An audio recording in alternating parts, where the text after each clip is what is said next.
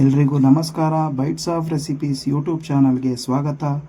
ನಾನಿವತ್ತು ಎಕ್ಕೀಮಾ ರೆಸಿಪಿನ ಮಾಡ್ತಾ ಇದ್ದೀನಿ. ಮನೇಲಿರೋ ಪದಾರ್ಥಗಳನ್ನ ಯೂಸ್ ಮಾಡಿಕೊಂಡು ತುಂಬ ಸುಲಭವಾಗಿ ಹೇಗೆ ಮಾಡೋದು ಅಂತ ತಿಳಿಸ್ಕೊಡ್ತೀನಿ. ಬನ್ನಿ ಶುರು ಮಾಡೋಣ. ಅದಕ್ಕೆ ಮುಂಚೆ ಯಾರೆಲ್ಲ ನನ್ನ ಯೂಟ್ಯೂಬ್ ಚಾನಲ್ನ ಸಬ್ಸ್ಕ್ರೈಬ್ ಮಾಡಿಲ್ವೋ ದಯವಿಟ್ಟು ಸಬ್ಸ್ಕ್ರೈಬ್ ಮಾಡಿಕೊಡಿ. ಮೊದಲಿಗೆ ನಾನು ಸ್ಟವ್ ಮೇಲೆ ಒಂದು 6 ಮೊಟ್ಟೆಗಳನ್ನ ಇಟ್ಕೊಂಡಿದ್ದೀನಿ. ಅದು ಬೆಂದ ಮೇಲೆ ನೀಟಾಗಿ ಸಿಪ್ಪೆ ತೆಗೆದು ಕೊಬ್ಬರಿ ತುರಿಯೋ ಮಣೆಯಲ್ಲಿ ತುರಿದು ಅದನ್ನು ಒಂದು ಕಡೆ ಇಟ್ಕೊಳ್ಳೋಣ. ನಂತರ ಒಂದು ಮಿಕ್ಸಿ ಜಾರ್ಗೆ 4ರಿಂದ 5 ಟೇಬಲ್ ಸ್ಪೂನ್ ಕಡಲೆನ ಹಾಕ್ಕೊಂಡು ನೀಟಾಗಿ ಪುಡಿ ಮಾಡಿ ಇಟ್ಕೊಳ್ಳೋಣ. ಈಗ ಕಡಲೆನ ಪೌಡ್ರ್ ಮಾಡ್ಕೊಂಡಿದ್ದೀನಿ. ನೆಕ್ಸ್ಟ್ ನಾವು ಇನ್ನೊಂದು ಮಿಕ್ಸಿ ಜಾರ್ನ ತಗೊಳ್ಳೋಣ. ಆ ಮಿಕ್ಸಿ ಜಾರ್ಗೆ ಮಸಾಲೆ ರುಬ್ಬೋದಕ್ಕೆ ಬೇಕಾಗಿರುವಂಥ ಎಲ್ಲ ಐಟಮ್ಸ್ನೂ ಹಾಕ್ಕೊಳ್ಳೋಣ. ಬನ್ನಿ. ಈಗ ಮಸಾಲೆ ರುಬ್ಬೋದಕ್ಕೆ ನಾನೊಂದು ದಪ್ಪನೆ ಈರುಳ್ಳಿನ ಕಟ್ ಮಾಡಿ ಮಿಕ್ಸಿ ಜಾರ್ಗೆ ಹಾಕ್ಕೊಳ್ತಾ ಇದ್ದೀನಿ.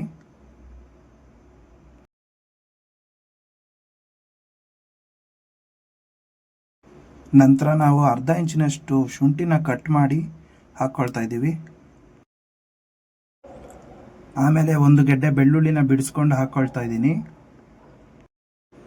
ಒಂದು 3 ಸಣ್ಣ ಪೀಸ್ನಷ್ಟು ಚಕ್ಕೆ, 7ರಿಂದ 8 ಲವಂಗ, ಅರ್ಧ ಟೇಬಲ್ ಸ್ಪೂನ್ ಜೀರಿಗೆ,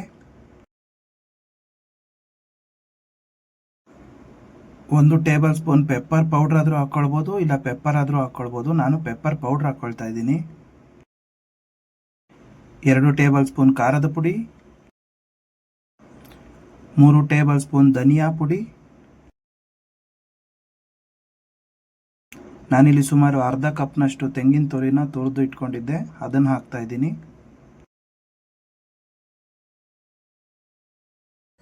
ಸಣ್ಣದಾಗಿ ಹಚ್ಚಿರುವಂಥ ಸ್ವಲ್ಪ ಕೊತ್ತಂಬರಿ ಸೊಪ್ಪು, ರುಚಿಗೆ ಬೇಕಾದಷ್ಟು ಉಪ್ಪು ಹಾಕ್ತಾ ಇದ್ದೀನಿ. ನಂತರ ಸ್ವಲ್ಪ ನೀರನ್ನು ಹಾಕಿ ಗಟ್ಟಿಗೆ ರುಬ್ಕೊಳ್ಳೋಣ.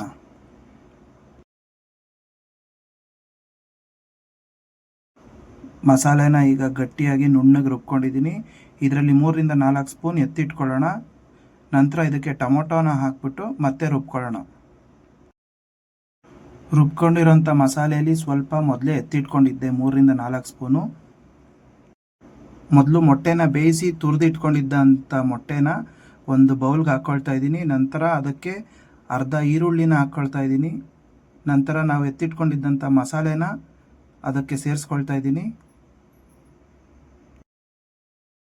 ಮೊದಲೇ ನಾವು ಪುಡಿ ಮಾಡಿ ಇಟ್ಕೊಂಡಿದ್ದಂಥ ಕಡಲೆ ಪೌಡರ್ನ 4ರಿಂದ 5 ಟೇಬಲ್ ಸ್ಪೂನ್ ಇದಕ್ಕೆ ಸೇರಿಸ್ಕೊಳ್ತಾ ಇದ್ದೀನಿ.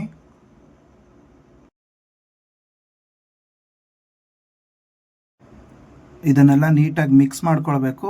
ನಮಗೇನಾದರೂ ಉಂಡೆ ಗಟ್ಟಿ ಬರ್ತಿಲ್ಲ, ಒಡಿತಾ ಇದೆ ಅಂತ ಅಂದರೆ ಒಂದು ಹಸಿ ಮೊಟ್ಟೆನ ಹಾಗೆ ಒಡೆದು ಇದಕ್ಕೆ ಮಿಕ್ಸ್ ಮಾಡ್ಕೊಳ್ತೀನಿ.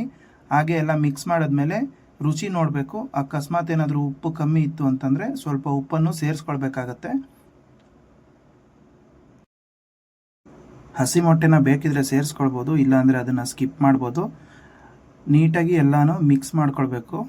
ಮಿಕ್ಸ್ ಮಾಡ್ಕೊಂಡ್ಮೇಲೆ ಅಕಸ್ಮಾತ್ ಏನಾದರೂ ಇದು ತೆಳ್ಳಗಿದೆ ಅನಿಸಿದ್ರೆ ಇನ್ನೊಂದೆರಡು ನಾವು ಪುಡಿ ಮಾಡಿ ಇಟ್ಕೊಂಡಿದ್ದಂಥ ಕಡಲೆ ಪೌಡರ್ನ ಹಾಕ್ಕೊಂಡು ನೀಟಾಗಿ ಮಿಕ್ಸ್ ಮಾಡಿ ಉಂಡೆ ಮಾಡ್ಕೊಳ್ಬೇಕು. ಉಂಡೆನ ತುಂಬ ದಪ್ಪನಾಗೂ ಮಾಡಬಾರ್ದು, ತುಂಬ ಚಿಕ್ಕದಾಗೂ ಮಾಡಬಾರ್ದು. ಒಂದು ನಿಂಬೆಹಣ್ಣು ಗಾತ್ರದಷ್ಟು ಮಾಡ್ಕೊಳ್ಬೇಕಾಗತ್ತೆ. ನಂತರ ನಾವು ಗ್ಯಾಸನ್ನು ಆನ್ ಮಾಡಿಕೊಂಡು ಗ್ಯಾಸ್ ಮೇಲೆ ಒಂದು ಪ್ಯಾನನ್ನು ಇಡೋಣ. ದಯವಿಟ್ಟು ಪಾತ್ರೆಯಲ್ಲಿ ಮಾಡೋಕ್ಕೆ ಹೋಗಬೇಡಿ, ಏಕೆಂದರೆ ಕೀಮಾ ಒಡೆಯುವಂಥ ಚಾನ್ಸಸ್ ಇರುತ್ತೆ. ಈ ಥರ ಅಗಲವಾಗಿರುವಂಥದ್ದು ಯಾವುದಾದ್ರೂ ಇಟ್ಕೊಂಡ್ರೆ ಕೀಮಾ ಬಾಲ್ಗಳು ಒಡೆಯೋದಿಲ್ಲ. ಆಮೇಲೆ ನಾವು ಒಂದು 4ರಿಂದ 5 ಟೇಬಲ್ ಸ್ಪೂನಷ್ಟು ಎಣ್ಣೆನ ಹಾಕ್ಕೊಳ್ಳೋಣ. ಎಣ್ಣೆ ಕಾದ ಮೇಲೆ ನಾವು ಅರ್ಧ ಈರುಳ್ಳಿಯನ್ನು ಹಾಕ್ಕೊಳ್ಳೋಣ. ನೀಟಾಗಿ ಕಟ್ ಮಾಡಿ ಇಟ್ಕೊಂಡಿರೋಂಥ ಅರ್ಧ ಈರುಳ್ಳಿನ ಹಾಕ್ಕೊಂಡು ಅದು ಗೋಲ್ಡನ್ ಬ್ರೌನ್ ಬರೋವರೆಗೂ ಸ್ವಲ್ಪ ನೀಟಾಗಿ ಫ್ರೈ ಮಾಡ್ಕೊಳ್ಳೋಣ.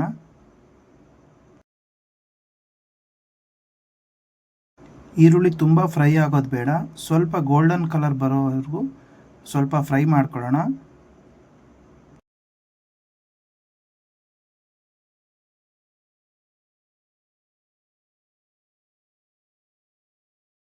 ನೋಡಿ, ಈಗ ಫ್ರೈ ಆಗಿದೆ.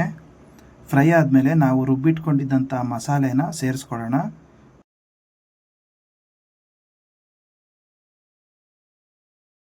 ನಾವು ಮಸಾಲೆನ ಸ್ವಲ್ಪ ಗಟ್ಟಿಗೆ ರುಬ್ಕೊಂಡಿದ್ವಿ, ಅದಕ್ಕೆ ಜಾರ್ನಲ್ಲೇ ಸ್ವಲ್ಪ ಉಳ್ಕೊಂಡಿರುತ್ತೆ, ಅದಕ್ಕೆ ಸ್ವಲ್ಪ ನೀರನ್ನು ಹಾಕ್ಬಿಟ್ಟು ಚೆನ್ನಾಗಿ ಮಿಕ್ಸ್ ಮಾಡಿ ಅದನ್ನು ಸೇರಿಸ್ಕೊಳ್ಳೋಣ. ಮಸಾಲೆನ ಹಾಕಿದ್ಮೇಲೆ ಇನ್ನೂ ಒಂದು ಸ್ವಲ್ಪ ನೀರನ್ನ ಸೇರಿಸ್ಕೊಳ್ಳೋಣ. ಮಸಾಲೆಯಲ್ಲಿ ಹಸಿ ಸ್ಮೆಲ್ ಇರುತ್ತೆ, ಅದು ಹೋಗೋವರೆಗೂ ಚೆನ್ನಾಗಿ ಕುದಿ ಬರೋವರೆಗೂ ಒಂದು 10 ನಿಮಿಷ ನಾವು ಮಿಕ್ಸ್ ಮಾಡಿ ನಂತರ ಕ್ಲೋಸ್ ಮಾಡಿ ಲಿಡ್ನ ಇಡಬೇಕಾಗತ್ತೆ.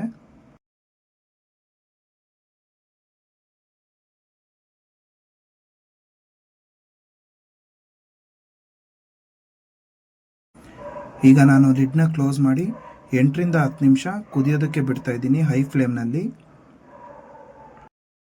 8ರಿಂದ 10 ನಿಮಿಷ ಆಗಿದೆ ನೋಡಿ, ಈಗ ಕುದಿ ಬರ್ತಾ ಇದೆ. ಕುದಿ ಬಂದ ಮೇಲೆ ನಾವೀಗ ಇದನ್ನು ಮೀಡಿಯಮ್ ಫ್ಲೇಮ್ಗೆ ಇಟ್ಕೊಳ್ಬೇಕಾಗತ್ತೆ. ಮೀಡಿಯಮ್ ಫ್ಲೇಮ್ಗೆ ಇಟ್ಕೊಂಡು ಕೀಮಾ ಉಂಡೆಗಳನ್ನ ಬಿಡಬೇಕಾಗತ್ತೆ, ಇಲ್ಲ ಅಂತಂದರೆ ಒಡೆಯೋ ಚಾನ್ಸಸ್ ಇರುತ್ತೆ. ಅದರಿಂದ ಮೀಡಿಯಮ್ ಫ್ಲೇಮಲ್ಲಿ ಇಟ್ಕೊಂಡು ಉಂಡೆಗಳನ್ನ ಬಿಡೋಣ ಬನ್ನಿ. ಈಗ ನಾನು ಒಂದೊಂದೇ ಉಂಡೆಗಳನ್ನ ಬಿಡ್ತಾ ಇದ್ದೀನಿ. ಒಂದರ ಮೇಲೆ ಒಂದು ಬಿಡೋಕ್ಕೆ ಹೋಗಬೇಡಿ, ಆದಷ್ಟು ನೋಡಿಕೊಂಡು ಎಲ್ಲಿ ಜಾಗ ಇರುತ್ತೋ ಅಲ್ಲಿ ಒಂದೊಂದೇ ಉಂಡೆಗಳನ್ನ ನಿಧಾನಕ್ಕೆ ಲೋ ಫ್ಲೇಮಲ್ಲಿ ಇಟ್ಕೊಂಡು ಅಥವಾ ಮೀಡಿಯಮ್ ಫ್ಲೇಮಲ್ಲಿ ಇಟ್ಕೊಂಡು ಬಿಡಬೇಕಾಗತ್ತೆ. ತುಂಬ ಹೈ ಫ್ಲೇಮಲ್ಲಿ ಇಟ್ಟರೆ ಉಂಡೆಗಳು ಒಡೆಯುತ್ತೆ. ಎಲ್ಲ ಉಂಡೆಗಳನ್ನ ಬಿಟ್ಟ ಮೇಲೆ ಒಂದು 10 ನಿಮಿಷ ಲೋ ಫ್ಲೇಮ್ನಲ್ಲಿ ಅಥವಾ ಮೀಡಿಯಮ್ ಫ್ಲೇಮ್ನಲ್ಲಿ ಇದನ್ನು ಲಿಡ್ನ ಕ್ಲೋಸ್ ಮಾಡಿ ಬೇಯೋದಕ್ಕೆ ಬಿಡೋಣ. 10 ನಿಮಿಷ ಆಗಿದೆ. ನಾವು ಕಡಿಮೆ ಊರಿನಲ್ಲಿ 10 ನಿಮಿಷ ಬೇಯಿಸ್ಕೊಂಡಿದ್ದೀವಿ. ಬನ್ನಿ ಈಗ ಲಿಡ್ನ ಓಪನ್ ಮಾಡಿ ನೋಡೋಣ.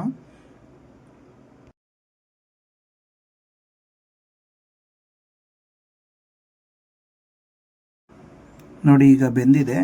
ಎಲ್ಲ ಉಂಡೆಗಳು ಮೇಲ್ಗಡೆ ಬಂದಿದ್ದಾವೆ. ಈ ಥರ ದಪ್ಪ ಆಗಿ ಮೇಲೆ ಬಂದಿದೆ ಅಂತಂದರೆ ಚೆನ್ನಾಗಿ ಬೆಂದಿದೆ ಅಂತ. ನೋಡಿ, ಯಾವುದೇ ಉಂಡೆಗಳು ಒಡ್ಕೊಂಡಿಲ್ಲ.